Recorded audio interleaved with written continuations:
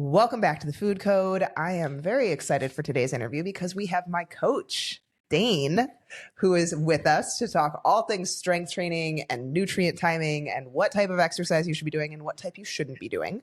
And I'm just so excited. Dane, welcome to the Food Code. Thank you for joining us. Thank you. Blessed to be here. Yes. So tell us a little bit about you and how you got into this, how long you've been doing this, what your passions are within this. Just give us a little bit of background. Right. So yeah, Dane Anderson. I'm here in Logan, Utah, with my wife here in the background. She's ready to roll out and get to work. But yeah, from Logan, Utah. The way that I initially got into the fitness world, my mother was a registered dietitian for years, taught some of the high level courses up at Utah State University. And so I always kind of had a background of nutrition.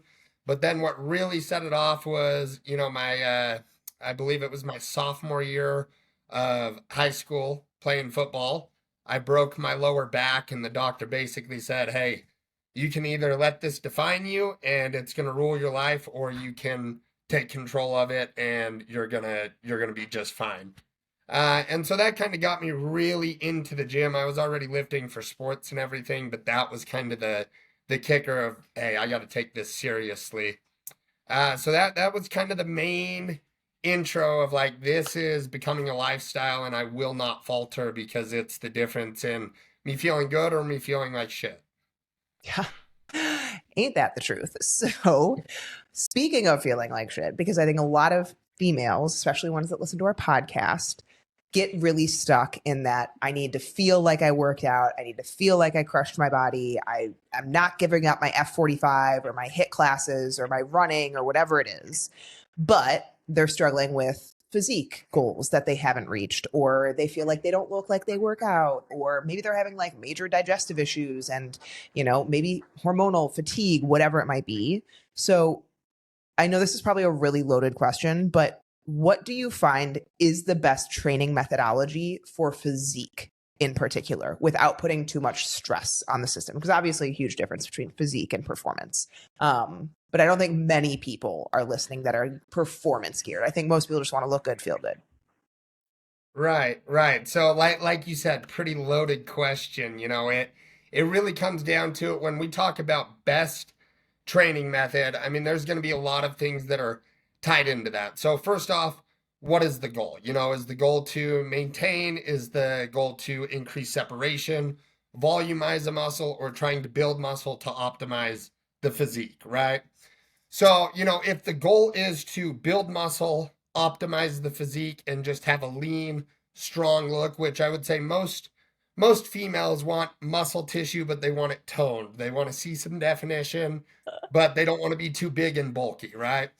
So, in that circumstance, and I think this goes true for both male and female across the board, the best training stimulus to get the physique goal is going to be more along the lines of mechanical tension and hypertrophy, and applying what's called progressive overload. Meaning, week over week over week, our goal is to do better than what we did the previous week, whether that's in how much weight we lift, how many reps we get, how quality the form is, the intensity of the set, because the whole goal is to stimulate the body to grow muscle tissue. And so the best overall training modality for muscle growth and physique enhancement is going to be more along the lines of hypertrophy and mechanical tension. Now, with that being said, though, and if I'm going on a rant, you just let me know, holler at me, make me stop. But there's so many different training stimuluses, right? So when we look at training, we look at, I like to look at it kind of as like a tree branch. So way over here, we have what's called metabolic work. And under metabolic, we have local lactic and systemic training. And then in the middle, we have hypertrophy, which branches down into sarcoplasmic, mechanical tension, and mechanical damage. And then over here on the right side, we look at neurological training. So strength-based training and functional-based training. There's a time and place for all of these. Now, mechanical tension is going to be the most effective at building muscle tissue. Now, that being said, though, if we're under the same stimulus for, let's say, 6 months, and we start to get the biofeedback that the body's run down, maybe blood sugars are high, maybe resting heart rate is elevated, your sleep quality is not good, you're starting to see when you go into the gym, you're feeling fatigued and you're not facilitating a good pump in the muscle, or you're not beating your previous week's numbers. That is a sign that it is time to deload from that stimulus. Now, a lot of people do deloads differently. So some people will just say, all right, rather than pushing to failure, let's just pull back and let's go to RIR training and maybe leave 3 to 4 reps in reserve on every set, stick with the same workouts, give it a week or two, and then apply back and try to beat those previous numbers. Now, the way that I like to program, like, yes, that's a way to do it. But when we have all these different training stimuluses, we can use these to our advantage. So if the goal is muscle growth and we hit a plateau, we might want to bounce over to the neurological training stimulus that's going to be lower rep scheme, longer rest periods, less volume. But now, oh, I apologize. So as far as neurological training, we may, bring rep scheme down to 4 to 6 reps. Our rest periods might be 4 to 5 minutes, kind of like a powerlifting style in a sense. But we're going to take that and we're going to ride that, let's say, for 4 to 6 to 8 weeks, maybe even longer, depending on progression. Now, when we get these newly adapted strength gains, we're going to take this and we're going to fuel that right back into hypertrophy training. Because if I'm now stronger, I can take that heavier load that I'm lifting and apply it to a higher rep scheme that's more in line with hypertrophy training, and we're going to see more results. So that's one way I could deload, but also still optimize hypertrophy. Another way I could deload is I could come over and I could come into systemic training or local lactic training, which let's say, for example, we go into systemic training. This is going to be, I like to look at this as more of a half body split or a third body split. So if I'm doing a half body split, day 1, I might do chest, delts, tris, and quads. And then day 2, I might do back, biceps, rear delts, glutes, and hammies. And I'm going to apply some faster paced supersets here. So I might do, let's say I'm doing like an upper back pull down superset with an RDL. I'm going to have about 60 seconds of rest in between these. And what that's going to do is that's going to cause blood to go everywhere in the body, and it's really going to increase your aerobic threshold. So we're getting very, very good at cardiovascular conditioning, so you recover faster in between sets. And now I can take that newly adapted cardiovascular stimulus and apply it right back into hypertrophy, and now I'm going to recover faster in between my sets.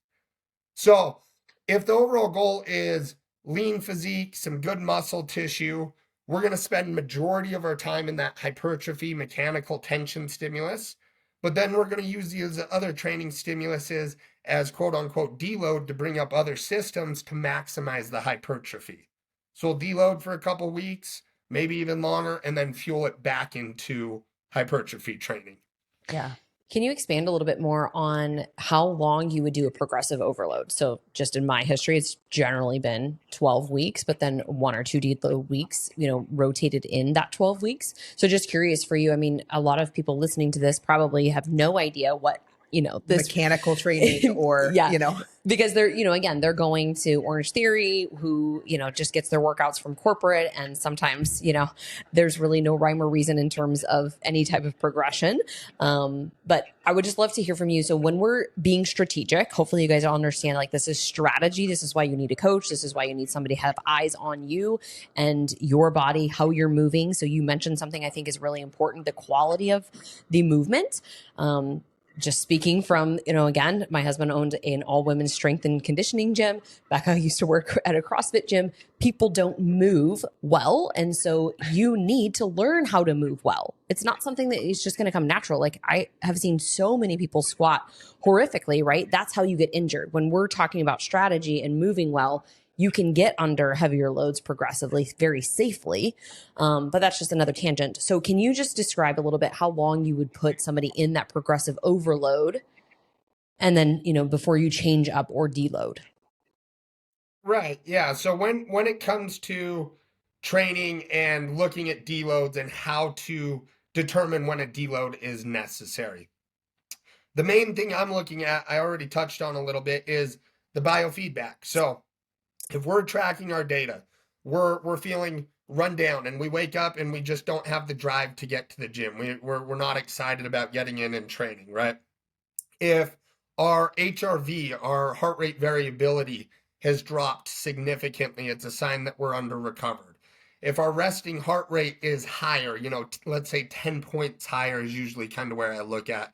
On average, it's a sign that the central nervous system is in overdrive and it needs a chance to calm down. If we're feeling like we're staying sore for 3, 4, 5 days and we're not recovering super well, if you feel like your sleep quality has tanked, if you feel like your appetite has decreased significantly, these are all the main signs and symptoms that I'm looking at to determine when I'm going to implement a deload.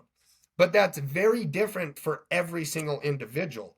And on top of that, males are going to be more resilient than females. So females are going to need deloads more often. On top of that, males usually, and when we're talking about, a bigger bodybuilder that has significant amount of muscle tissue, him beating his muscles up is going to take longer to recover than a female with smaller muscles, smaller joints. And so it's just, you have to take it into account. How often are we repeating training a muscle group again? How are we applying the stimulus, to that muscle group? And so all of these factors are going to play a role. And then on top of that, is the individual enhanced, right? Are there performance enhancing drugs in the mix as well? Because that's going to drastically change how quickly the body recovers as well. Yeah. And I had a talk with I had a conversation with a client yesterday because she's like, I see all of these females in their 40s and 50s, and I just don't understand how they are so lean and like muscular. And I'm like, a lot of them are probably on drugs, to be totally honest. Like it is just not super common to have natural ability. And some females genetically, they're more androgenic in nature or whatever it might be, but a lot of more people take drugs and have surgeries than people like to think. And I just like want to put that out there. In terms of the hypertrophy, I just want to bring this down to probably, what people understand, like what is a hypertrophy training session? Usually, like Dane said, 8 to 12, maybe 15 reps. And you're resting 90 seconds to like 3 to 4 minutes in between those sets, because those sets should be mostly to failure. The deload is when we increase, you have more reps in reserve. And so I would say, one, a lot of people don't do movements properly. I mean, I've trained for a very long time, and Dane, we are now in 8 weeks of my programming, and I'm just now starting to do movements properly because of so much poor movement pattern and compensation I was within because of CrossFit. But that is what a hypertrophy training session looks like. And a lot of times it is machines. It is maybe some full body, like squats, deadlifts, things like that. But mostly it is machines. And I'd love for you to touch on really fast how you explained to me the type of training I used to do with CrossFit, or maybe for a female like HIIT F45, where you're doing a ton of movements in a short period of time, lighter weights, way too many reps, and not taking good rests, and you're moving your entire body, how that's more of a stressor than utilizing like machines and really trying to go to a failure on a machine. Right. So first thing I want to touch on is, yeah, like Becca said, when it comes to hypertrophy in general, the rep scheme, usually I like to sit between 8 to 12, but the research does show anywhere from 6 to 15. But you can still induce hypertrophy even if we're getting 20, 25, 30 reps. But really it comes down to literally hitting within 1 to 3 reps of failure, because that's what's going to stimulate the response. So rep scheme is slightly irrelevant in stimulating hypertrophy, but what it comes down to is if I'm doing 8 reps of all-out intensity, that's going to take far less time than me doing 25 reps. And so the overall fatigue on the nervous system is going to be different. So that's definitely something to take into consideration. Now, another thing you talked about is proper movement patterns. Bodybuilding and training for hypertrophy is very different than powerlifting or CrossFit, because when it comes down to it, we're looking at Recognize your body is designed to make things the easiest possible. It is going to take the least path of resistance. So meaning if I'm going to do a pull-up, it's going to use secondary and tertiary muscle groups, my back, my biceps, to try and get me to get that pull-up and momentum, not to mention. It's going to do everything it can to make that movement easier. Now, when we're trying to enhance the physique, the whole goal is trying to keep time under tension and keep that muscle engaged the entire time, right? So for example, one that I talk about often is, let's say I'm doing an overhead tricep, ignore the sweaty pits, all right? But let's say I'm doing an overhead tricep extension. What we see a lot of the times is people will come down and they'll be controlled, 1, 2, 3. And then as they get to the bottom, we see them speed up and bounce out of the bottom. And so come down and then bounce out of the bottom. That bouncing, you're losing complete tension on the tricep, and then that momentum creates it to where you catch it here, and then you extend and use the tricep. But if I want to keep constant tension, I need to come down slow, slow, slow, slow, keep constant tension, feel that stretch all the way through the tricep, keeping that arm engaged the whole time, and then extend through the rep. Because that loss of a half a second, that is the difference in us really seeing growth in that muscle. And so that's a big kicker there. Now remind me, Becca, what else was I touching on there? As a quick question, but the nervous system, and you can touch on that after. Yeah, so I just want to add something here. So basically what Dane is saying is that kipping pull-ups are also not pull-ups, for all of you who think that kipping pull-ups are pull-ups. Kipping pull-ups are a way to do the most pull-ups in the shortest amount of time with the least muscle fatigue. In my CrossFit defense. My husband absolutely hates skipping pull-ups. He is like, these people can't do one pull-up, one actual pull-up, but they get up there and like do the kipping pull-ups. I just had to add that in for fun, because I agree with you so much in terms of the time under tension, and I just wish that people would get under heavier weights more than they do. And we're going to talk about HIIT and all of that stuff here soon. But anyways, back to the central nervous system. Right. Excuse me. I agree. Kipping pull-ups infuriate me. Not to mention, you wonder why you have elbow pain. Well, it's probably a dysfunction movement pattern, and a kipping pull-up's a dysfunction movement pattern. I don't care how you put it. It's not effective. But as far as, the nervous system. So when we talk about HIIT classes and Orange Theory and, the dance classes, the Zumba classes and everything along those lines, group fitness. Now, I'm going to be the devil's advocate here. I dislike group fitness, but that being said, if you have someone that's very sedentary that you're trying to get into exercise and they're intimidated in the gym and it's overwhelming to them, group fitness classes are an incredible way to create a community, to get them in and get them understanding, gym community and gym culture. Now, that is one piece of the puzzle. If someone's sedentary, great. You want to do a group fitness class? Go twice a week, leave it at that, walk on your other days. Because when it comes down to it, the issue that I constantly see, and this is more in the female realm, but I see these middle-aged females that they want to lose this weight, they want to be toned, and so it comes down to caloric burn. And okay, well, where do we burn the most calories?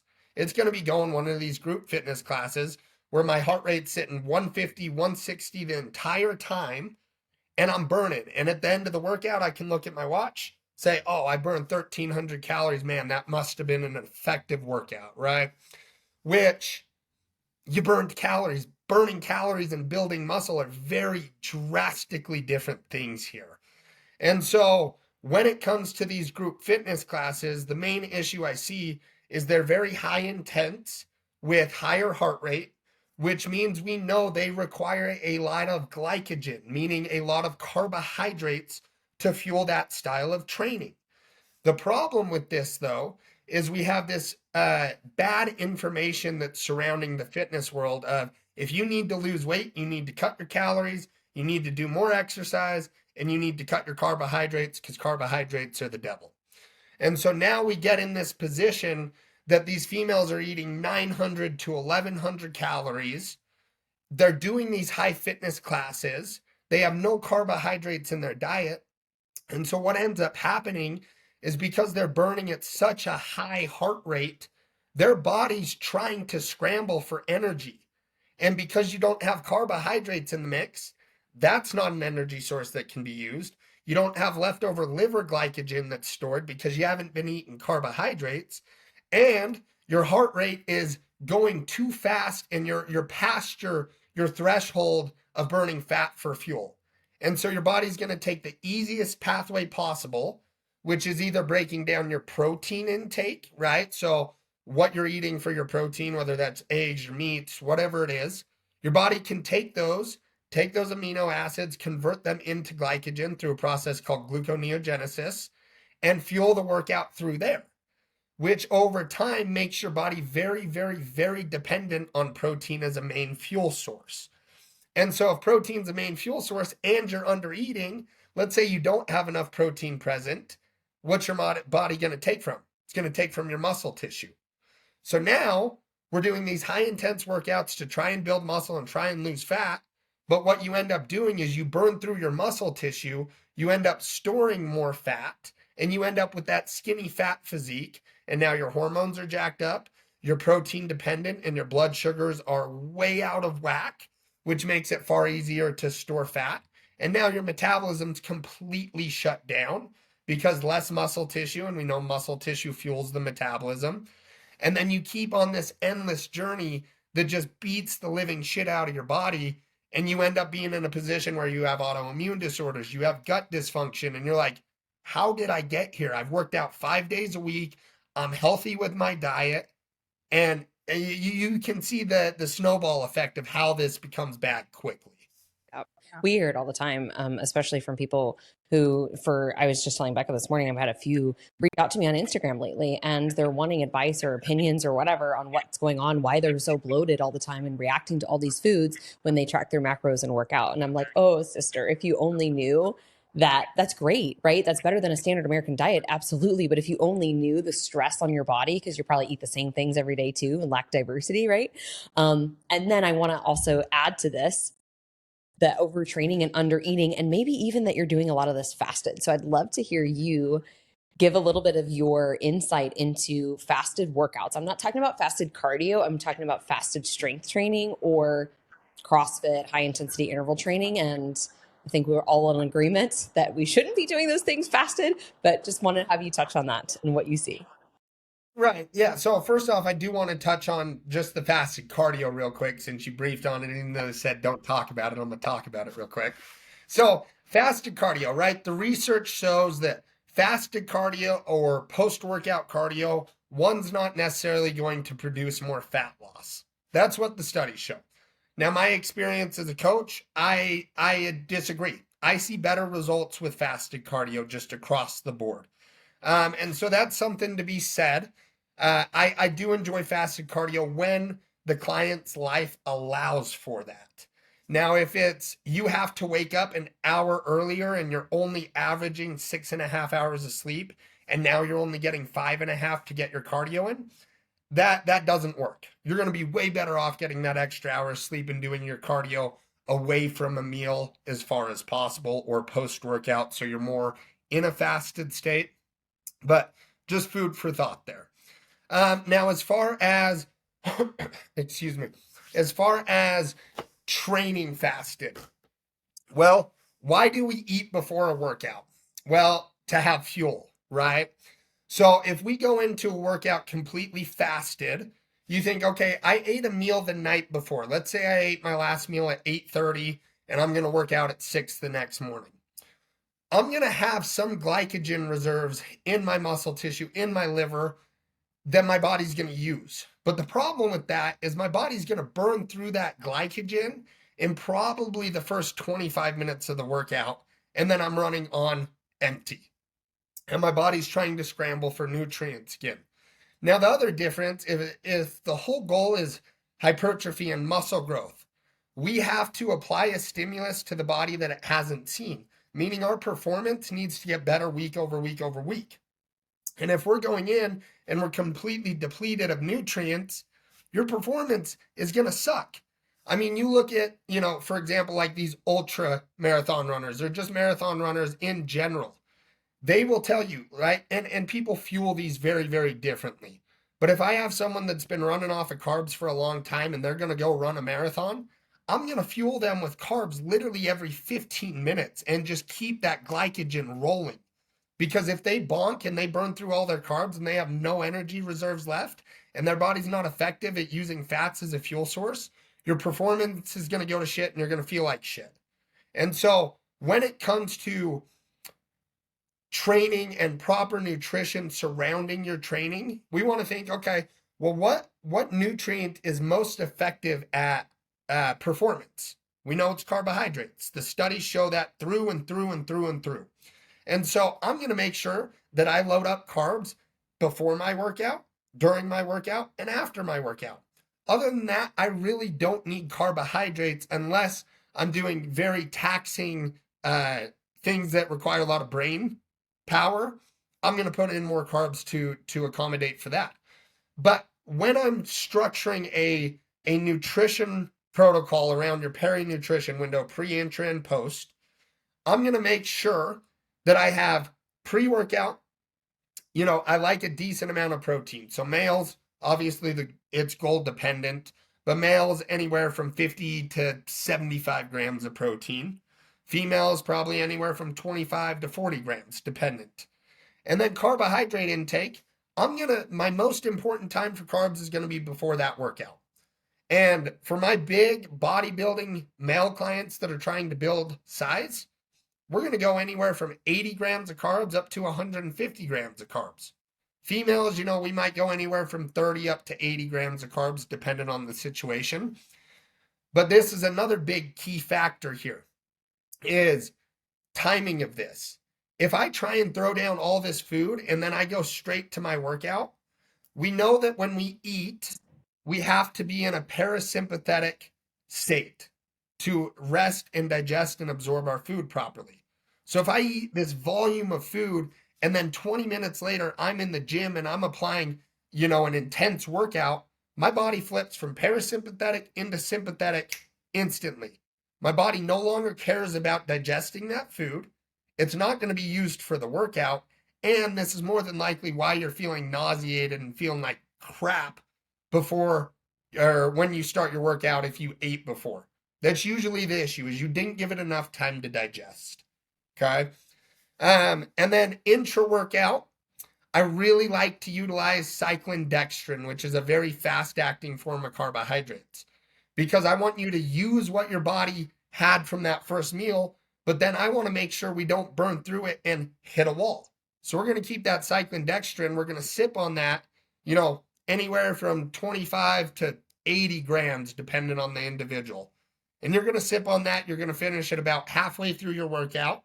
Your body's going to finish burning through the reserves of glycogen. And then by the time you get to your post-workout meal, you're completely depleted of glycogen.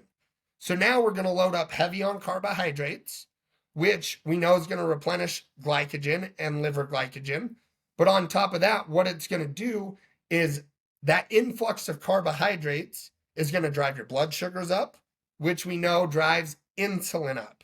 And when we think about insulin being the key to the cell that basically opens the cell and allows those nutrients to be facilitated in, right? And so if I get a big old insulin spike, guess what? All these nutrients are going to get delivered into the cell faster and more effectively, which makes recovery faster and more effective. Now, post-workout, I also limit the amount of fats and the amount of fiber involved, because I don't want to slow down the transit of those nutrients. We're in the place where we need to absorb and uptake the nutrients as fast as possible.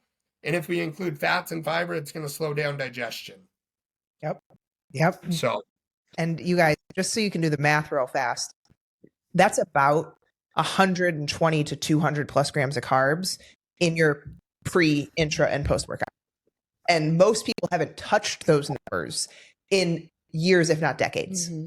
And so I think it's one, obviously, like that big fear situation, but just to some rules that Dane has put in place for me. One, I cannot train first thing in the morning. I have to get up and eat something. And fortunately, I can make that work in terms of like my schedule and such. But for females that struggle and can only work out first thing in the morning, like due to their, kids, schedule, whatever, what do you recommend? I've recommended sometimes like bring a couple applesauce packets with you. Bring something that's super easy on digestion, maybe intra-workout carbs. I use the super bio ones, but like, do you recommend in those cases just do the intra-workout carbs? Because obviously a lot of these people are just trying to be fit, look good, feel good. They might not be trying to like step on a stage, those types of things. What do you recommend in those situations? Right, right. Because there are a lot of people that deal with this, and I know that a lot of times exercise, the only time moms can fit it in is first thing in the morning. Absolutely, we're going to recommend getting that in. So, a lot of this too is going to depend on the stimulus of exercise, right? But again, if we're focused on the muscle growth and the physique enhancement, like we've been talking about, I would recommend usually, utilizing something like a couple rice cakes and a tablespoon of honey, something that's going to digest super quick. You're going to get that glycogen, right? But then on top of that, absolutely, I would recommend that cyclodextrin, that intra-workout carbohydrate complex.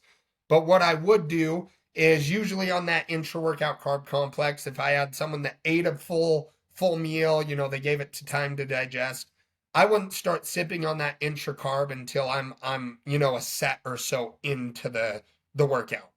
Whereas if you're going in this circumstance where you hit a couple rice cakes, a little bit of honey before, and then you drive to the gym, I would start sipping on that cyclodextrin on the way to the gym. And you're probably going to want to have extra cyclodextrin. So, if it was a female that ate a full meal beforehand and then they were training, let's say maybe they were doing 25 grams of cyclodextrin during the workout. If they hadn't eaten before, I might bump that up to 50 grams of cyclodextrin.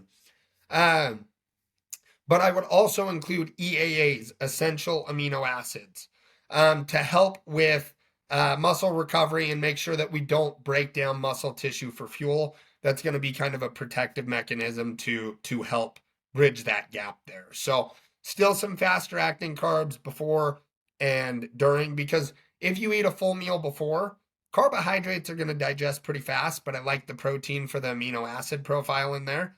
The protein is going to be the source that takes longer to digest. So if you're just doing fast acting carbs, that's going to be best case scenario in that situation. Yeah. I love that. And I think this is probably eye-opening for a lot of women listening. So, I would just encourage you, don't fear. I used to fear carbohydrates, especially going through all of the Hashimoto's stuff. And I was actually just thinking about it this morning. My pre-workout is only about 50 grams of carbs. It's a little less than maybe what you're saying in some aspects, but I feel so much better. Like I feel stronger. I feel that my recovery is better. I'm not sore for multiple days.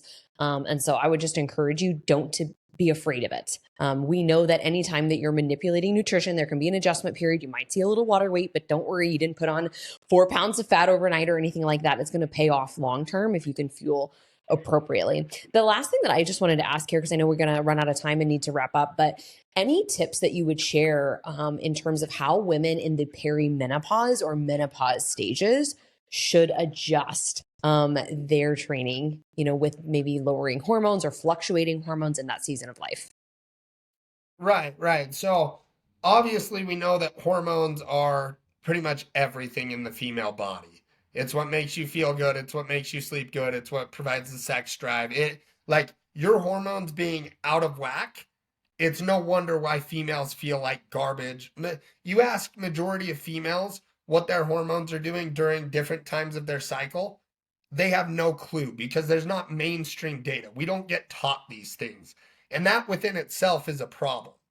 But once we get to the perimenopause, menopause state, we know that your ovarian function starts to shut down. We know that your body no longer produces hormones the way it once did, right? Not to mention, if you had years and years of birth control, you can onset this much earlier and cause a cascade of issues as is. But when it comes to those hormones shutting down, being lower, we know that when we train hard in the gym, you burn through your hormones.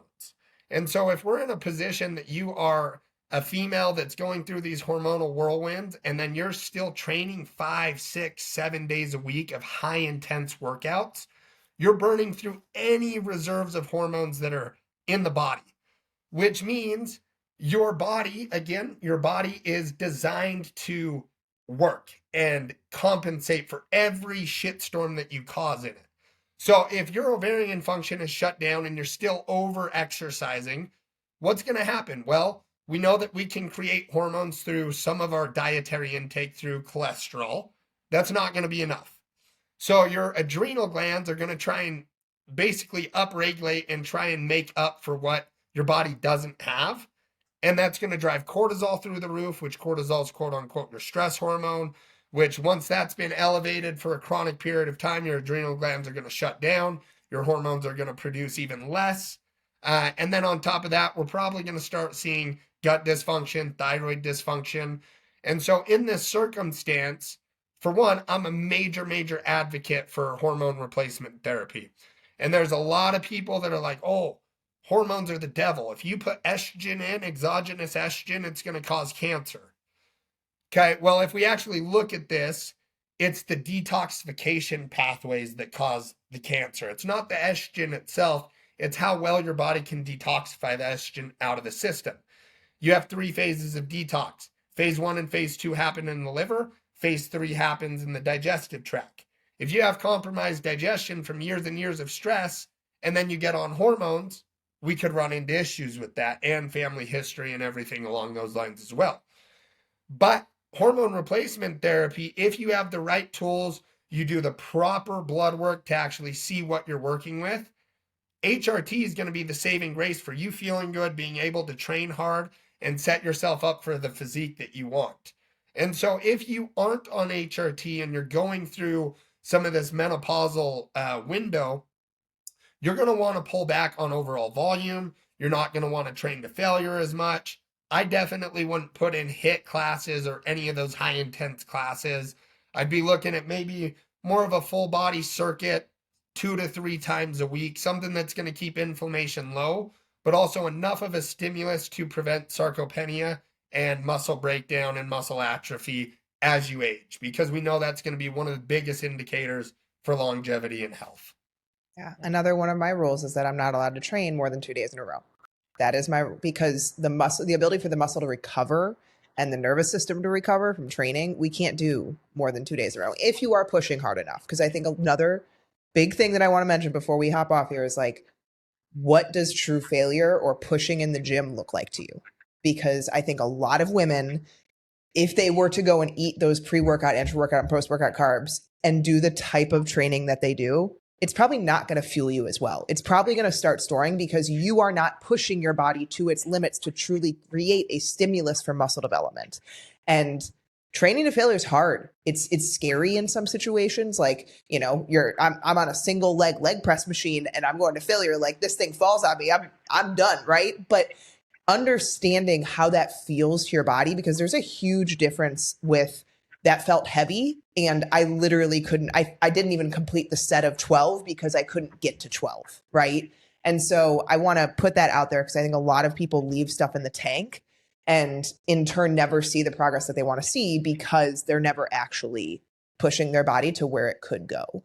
And when you do that, you need rest days, right? Like you need those recovery days to allow for that muscle to repair, recover, and grow. Because otherwise you're just in a constant catabolic state and your body's just continuing to break itself down. So I just wanted to. Let me just touch on that real quick. When it comes to training to failure, just so people understand, failure is literally when your body can't, when the intended muscle group that we're working literally cannot complete another rep. So what I tell clients is if you completed a full rep, you go for another rep. And if you complete a full rep, you go for another rep. And you literally go until, you know, let's say I'm doing a chest press. I come through, I complete a full rep, I go for another, and I get to right here. That's going to be failure. It's not when the muscle starts to burn and your brain says, hey, this hurts where it failed. No, you're fucking not at failure. Failure is when the muscle group stops producing the optimal force. And usually you can see it because the rep before failure or 2 reps before failure, your rate of movement on the concentric as you're pressing the weight is going to start to slow down. And that's where we know we're pretty close to failure. And so, yeah, training stimulus is crucial because I'm not going to fuel someone with carbs expecting them to train to failure if they're not training to failure. Not to mention how, a lot of coaches program RIR training, reps in reserve training, but how could you ever determine reps in reserve if you don't know where failure is? If I tell you 4 to 5 reps in reserve, but you have no idea where failure is, you're probably 13 reps in reserve, which isn't going to facilitate any response. So yes, that plays a huge role. Yeah. And just quickly, reps in reserve basically means you finish a set and you could have done 3 more reps. 3 reps in reserve means you could have completed 3 more, even though you stopped at 12. So, but anyways, last question we always ask all of our interviewees. If you could tell the population one thing, and maybe in the terms of strength training or whatever you want it to be, scream it from the mountaintops, what would that one thing be that you think is just so crucially important? If you're trying to build muscle, get with someone that trains hard, that's stronger than you, and you sit there and you work out with them, because it will make you be better across the board. You want to grow at the most effective rate, you get someone that's stronger, that understands how to train with intensity, and you will blow up in half the time versus trying to do it yourself. I need a training partner on that note. Anyone wants to come train with me, let me know. Training solos, getting old. But thank you so much, Dane, for sharing your knowledge. I think this is going to be really, really helpful and just eye-opening for a lot of people. So if you want to let people know where they can find you too, if they want to do their digging and find you and all of the information you bring, because he is on social media a lot as well, let people know where they can find you. Yes, my Instagram handle is fitnessdane, Dane. And just fair warning, I am what I am. I am who I am. And you're going to get a lot of bullshit, but a lot of quality information there. And so it is what it is. You're too funny. We love you. Thank you so much for your time today. I appreciate you ladies so much. Thank you.